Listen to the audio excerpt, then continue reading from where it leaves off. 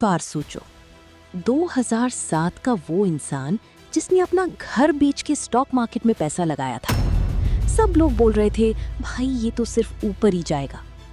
और फिर 2008 आ गया। उसके सारे पैसों का क्या हुआ तुम समझ सकते हो। अब सोचो, आज 2026 2027 में बैठ के क्या तुम भी वही गलती करने वाले हो, या फिर आज मार्केट एक्चुअली सस्ता है और तुम एक बार फिर अपॉर्चुनिटी से हाथ धो रहे हो?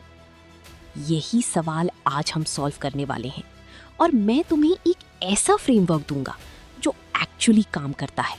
कोई गैस नहीं, कोई लक नहीं, सिर्फ 5 कॉन्क्रीट इंडिकेटर्स जो हिस्टोरिकली मार्केट क्रैश से पहले सिग्नल देते हैं। अगर तुम अपनी मेहनत की कमाई मार्केट में लगा रहे हो तो ये वीडियो शायद तुम्हारी सबसे इम्पोर्टेंट वीडियो होगी इस साल। तो चलो शुरू करते हैं। मार्केट के बारे में एक बहुत ही कॉमन बात होती है, जब मार्केट गिरता है सब कहते हैं मैंने पहले ही बोला था, और जब मार्केट चढ़ता है सब कहते हैं और ऊपर जाएगा। प्रॉब्लम ये है कि हम लोग इमोशन से इन्वेस्ट करते हैं, डेटा से नहीं। जब मार्केट ऊपर होता है तो फोमो आता है, डर लगता है कि कहीं पीछे ना रह जाऊं।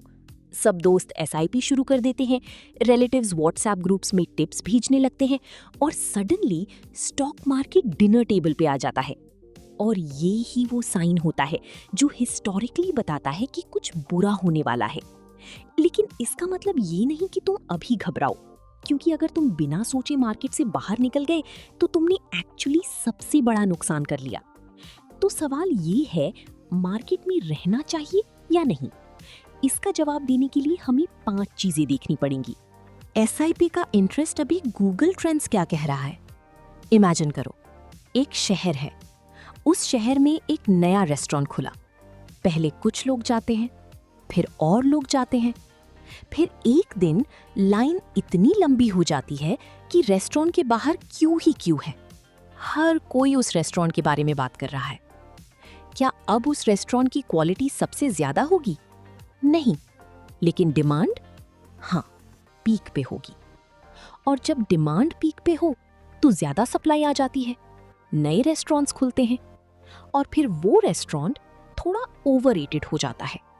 स्टॉक मार्केट भी बिल्कुल ऐसा ही काम करता है। जब रिटेल इन्वेस्टर्स यानी तुम और हम जैसी कॉमन लोग एसआईपी के लिए गूगल पे सर्च करने लगते हैं तो इसका मतलब है कि एक्साइटमेंट पीक पर आ रही है। और हिस्टोरिकली जब भी एसआईपी के लिए गूगल ट्रेंड्स ने ऑल टाइम हाई दिखाया, उसके थोड़ी देर बाद करेक्शन आई है। तो अभी क्या हो रहा है? अभी SIP interest all time high पे नहीं है, मतलब मार्केट में क्रेजी लेवल वाली भीड़ नहीं आई है अभी। ये एक पॉजिटिव साइन है, मार्केट में स्टिल स्पेस है। Indicator 2, all time high. अब सोचो, 2000 का .com बबल। सबने कहा इंटरनेट की दुनिया आ गई, सब कुछ बदल जाएगा, और कंपनीज के शेयर प्राइस बिना किसी कमाई के आसमान पर पहुंच गए। 2008 का हाउसिंग क्रैश, हर कोई रियल एस्टेट ले रहा था, लोन पे लोन। कोविड का क्रैश, फरवरी 2020 में market was at all time high. एक चीज कॉमन है इन तीनों में, मार्केट ऑल टाइम हाई पे था जब क्रैश आया।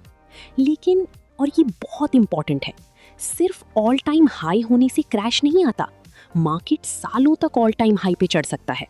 तो एटीएच एक वार्निंग है, एक ट्रिगर नहीं। अभी इंडियन मार्केट ने रीसेंट हाईज देखे हैं, लेकिन वो एक्सट्रीम पीक्स जैसे 2007 2008 नहीं देखे हैं। ये हमें बताता है वॉच करो, पर अभी घबराओ मत। इंडिकेटर 3, कॉर्पोरेट अर्निंग्स, सबसे ज्यादा जरूरी। ये वो इंडिकेटर है जिसको अगर तुम सिर्फ एक चीज याद रखो तो ये रखो। एक बिजनेस की तरह सोचो, तेरी दुकान चलती है, पहले 3 महीने काफी कस्टमर्स आए, दूसरे 3 महीने थोड़ी कमी आई, तीसरे 3 महीने और कमी, चौथे 3 महीने तू लॉस में है।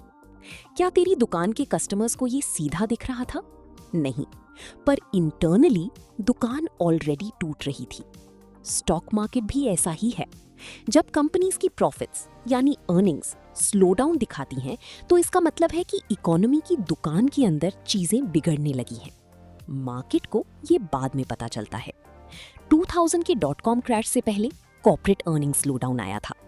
2008 के क्रैश से पहले कॉर्पोरेट अर्निंग स्लोडाउन आया था।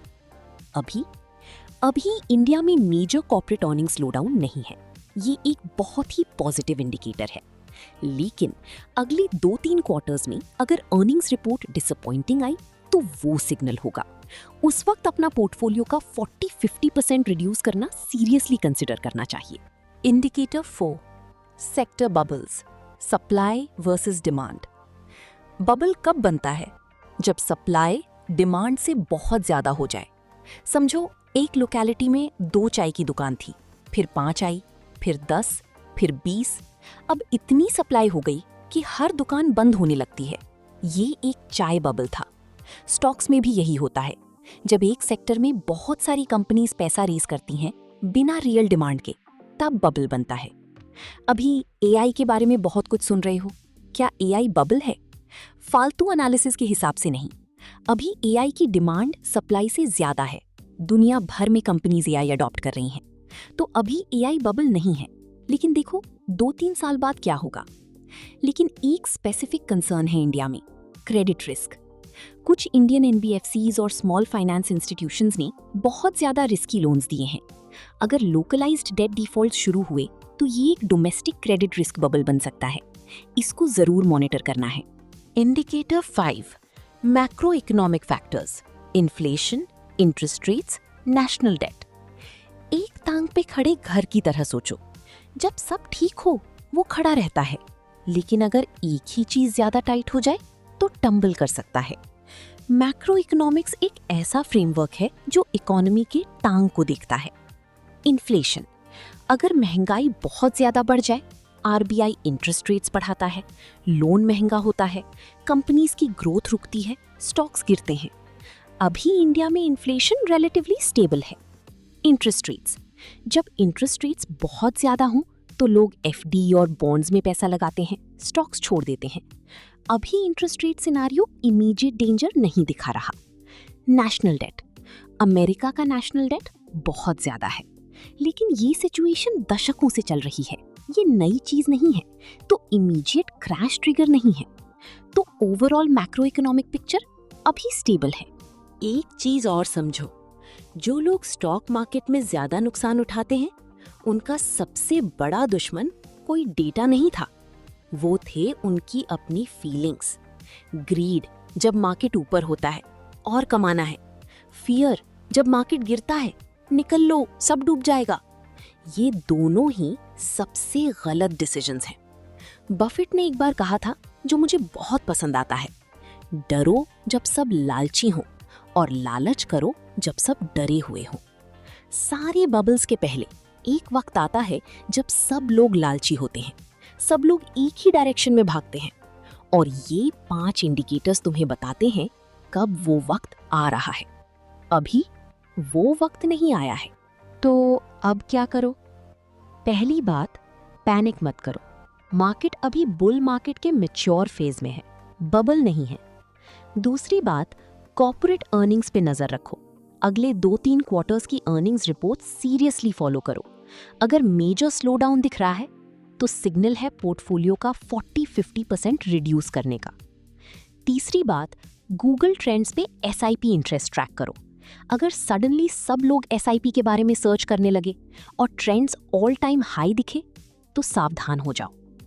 चौथी बात, सेक्टर स्पेसिफिक बबल्स पे ध्यान रखो, खासकर इंडिया का credit risk sector, loan defaults के साइंस। और सबसे इंपॉर्टेंट बात, एसआईपी बंद मत करो। मार्केट के मैच्योर फेज में इन्वेस्ट करना और डिप पे और ज्यादा खरीदना, यही जनरेशनल वेल्थ बनाता है। एक लास्ट थॉट, हर बार जब मार्केट गिरता है कोई ना कोई कहता है ये तो मैं पहले से जानता था, लेकिन उनमें से कितने लोग एक्चुअली प्रिपेयर्ड थे? कितने लोगों ने अपना डेटा रखा? कितने लोग इंडिकेटर्स देख रहे थे? बहुत कम। तुम अभी वो लोग बन सकते हो जो सिर्फ पता था नहीं बोलते, बल्कि एक्चुअली रेडी रहते हैं। 5 इंडिकेटर्स याद रखो, डेटा देखो, इमोशंस को साइड पे रखो, और जब डिप आए खरीदना मत भूलो, क्योंकि जनरेशनल वेल्थ पैनिक में नहीं, पेशेंस में बनता है। अगर ये वीडियो हेल्पफुल लगी तो एक काम करो, अपनी एक दोस्त को भेजो जो अभी मार्केट से कंफ्यूज्ड है। उनका ये कंफ्यूजन तुम्हारा एक एक्ट ऑफ काइंडनेस से दूर हो सकता है। और कमेंट में बताओ, इन 5 में से कौन सा इंडिकेटर तुम्हें सबसे ज्यादा इंटरेस्टिंग लगा।